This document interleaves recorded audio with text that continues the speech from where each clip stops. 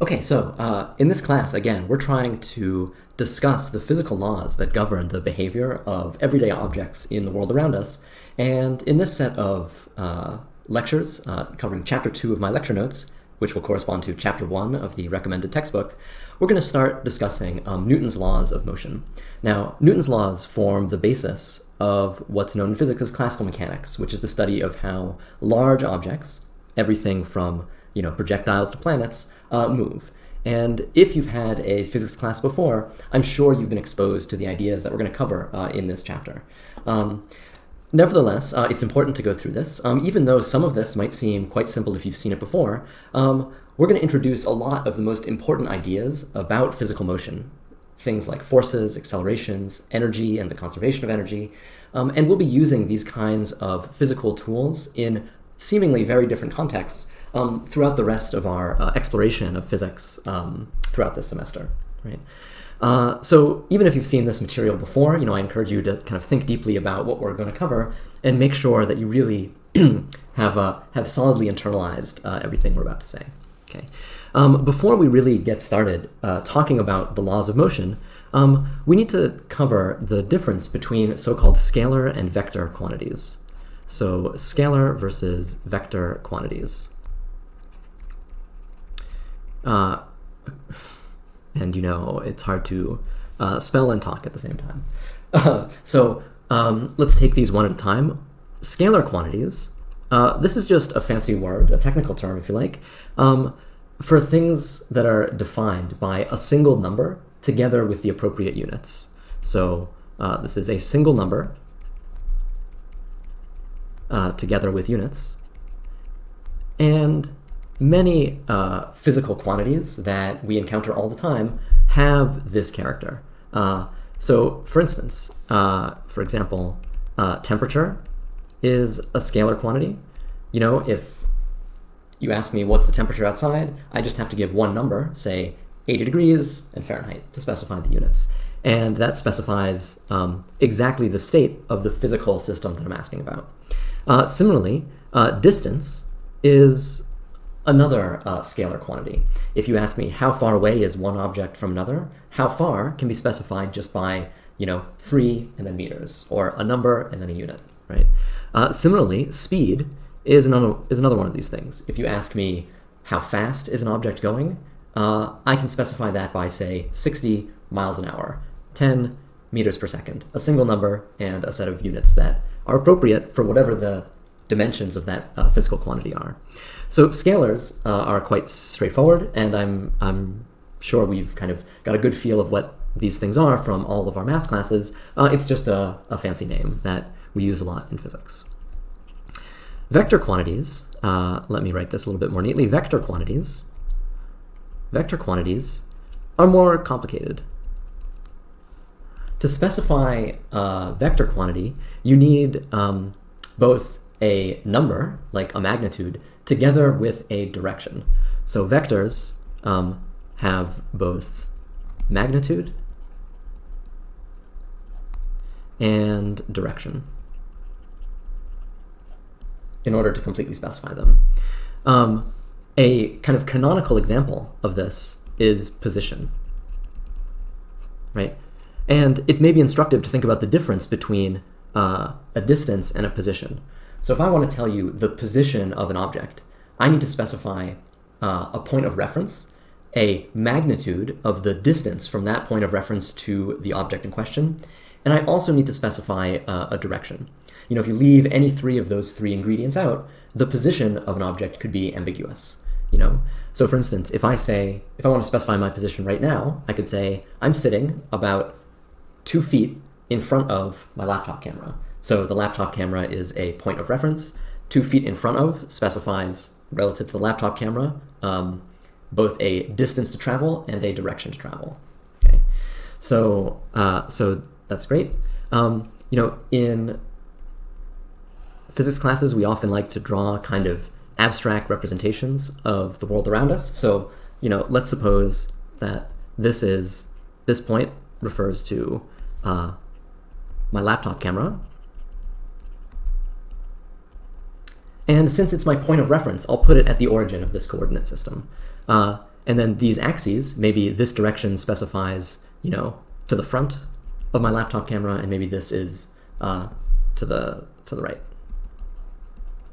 To the right, okay? So if I just tell you I'm 2 feet away from my laptop camera, I could be anywhere in this circle where we're supposed to assume that I've drawn an actual freehand circle where this distance away in any direction would correspond to 2 feet, right? So by only saying I'm 2 feet away from a reference point, I've not told you where on this circle I am. In contrast, if I say, oh, I'm sitting at a 10-degree angle slightly to the right of the front of my laptop camera, I'm telling you that maybe I'm somewhere along this line, but I'm not telling you where along that line I am. So just a magnitude is insufficient, and just a direction is insufficient. So to specify precisely where I am, I have to tell you both a magnitude and a direction. So if I'm 2 feet away from the camera, 10 degrees to the right of in front, I'm telling you that this is where I am. Okay. Fantastic. So, position is a kind of very canonical example of a vector quantity, but there's lots of other examples that we'll see repeatedly in this class. Other examples include velocity. So, speed tells you how fast you're moving. Velocity is a combination of your speed and the direction you're moving. So if I, start walking in this direction, I have a velocity with a certain speed in a specific direction. So, velocities have this kind of vectorial nature.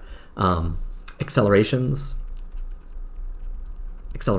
have this kind of, you're changing your velocity in a particular direction.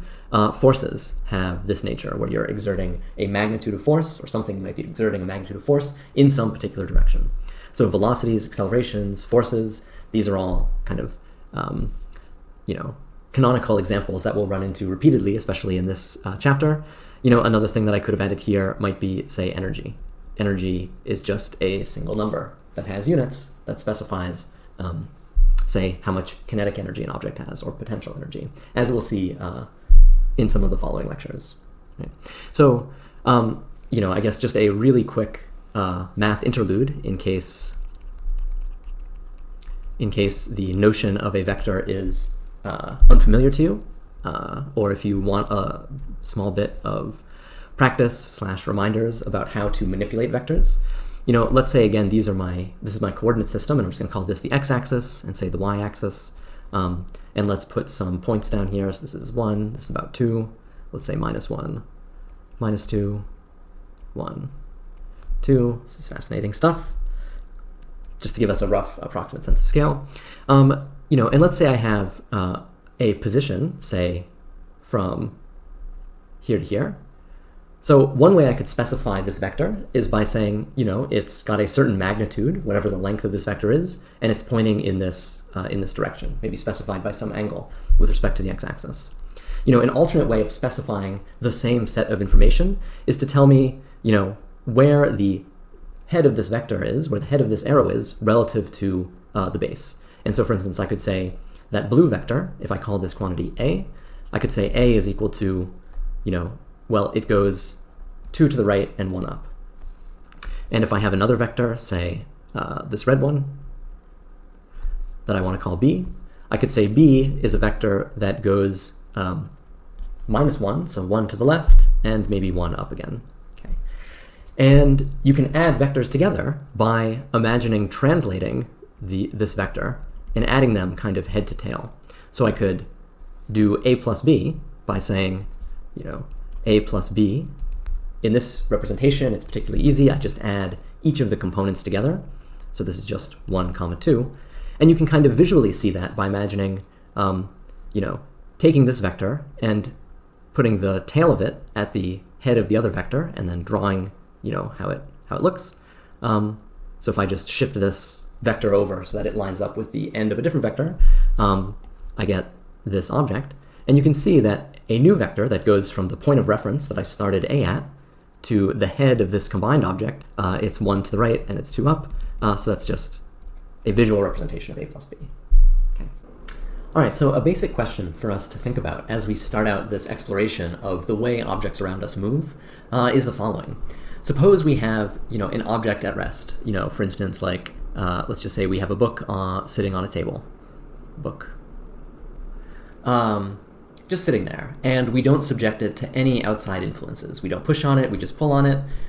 What happens? Does it stay still? Does it start to move?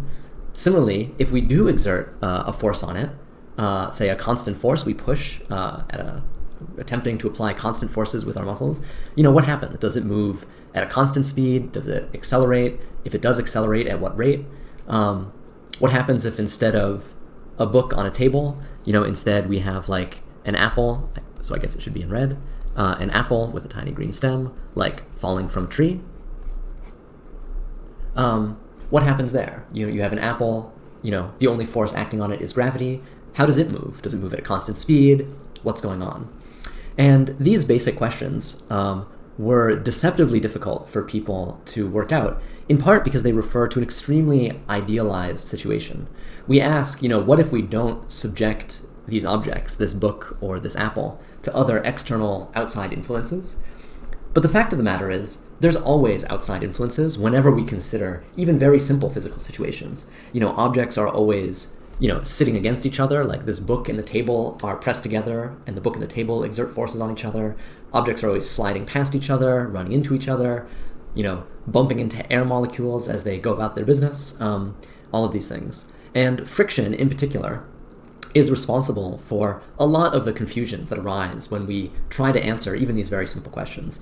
And it's why, for instance, even someone as putatively smart as Aristotle got the answers to the questions that we posed just a moment ago completely wrong. Aristotle had a theory of motion that said that the velocity of an object was proportional to the force that you exerted on it.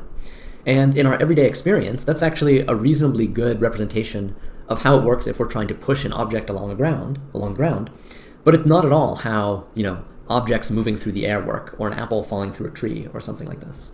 And it also makes predictions like lighter objects should fall more slowly than heavier objects. And if you don't know from your own personal experience that that's not true, I encourage you to conduct some simple experiments to try to convince yourself one way or the other. So it actually wasn't until, most books will say Galileo. There's some argument that you could backdate it at least 500 years to Avicenna. But for the purposes of this lecture, let's say Galileo, that a more sophisticated answer to this question of how objects move and how they respond to forces was proposed. And what Galileo said was that stationary objects will tend to remain stationary if no forces act on it, and an object that's already moving will continue to move in the absence of any other forces. So this property of objects, from books to apples to rocket ships to any large object moving through the world, where by large I mean not atomic, basically, this is a property of the way the universe works, and it's called inertia. Inertia. And inertia is often summarized with this phrase: an object in motion, or maybe an object, in motion tends to remain in motion. That's the word tends. Sorry, I'll write more slowly. Tends to remain in motion. That's kind of half of it. And an object at rest tends to remain at rest.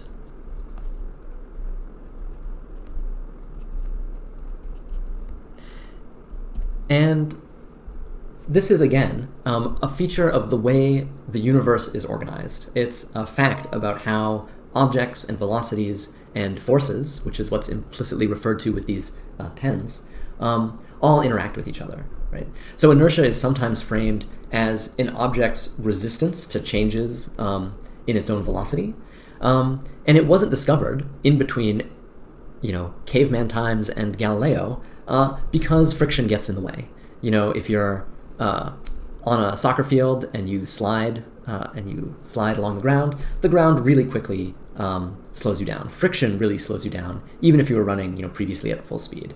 And if you push on a massive object, the presence of friction means that you can be exerting large forces and generating very little velocities, and maybe even barely observing any acceleration whatsoever. So this is one of the reasons that a lot of our intuitions about forces versus object motion can sometimes get confused, and certainly it was historically a reason why object motion was so difficult to understand. At this point, I think I'm supposed to do a demonstration of inertia, this tendency of objects to want to resist changes to their velocity. And the canonical demonstration is, you know, that so-called magic trick where you pull a tablecloth out from underneath a dining set, right? The idea there is that the objects of that dining set, a glass of wine, a plate of dinner, on their own, all have this property of inertia, and they want to resist any changes to their own velocity. And so if you pull a silk tablecloth out from under them extremely quickly, there's almost no friction that's able to impart, you know, the motion of the tablecloth into the motion of the dining set above. I am not very good at that trick, and so we're going to do a extremely watered down version of this, and let's see how this works. So I'm holding my camera above a shopping list, apparently, with a 5 Swiss franc coin sitting on it, because this coin has really nice weight and it's excellent for flipping. And what we're going to try to do is the tablecloth trick, but with this coin and piece of paper. So there you go. The coin barely moved because it's in its nature to try to resist any changes to its velocity. And so only a small amount of actual force from friction was imparted to it, even though I pulled that paper away really quickly. Medium quickly.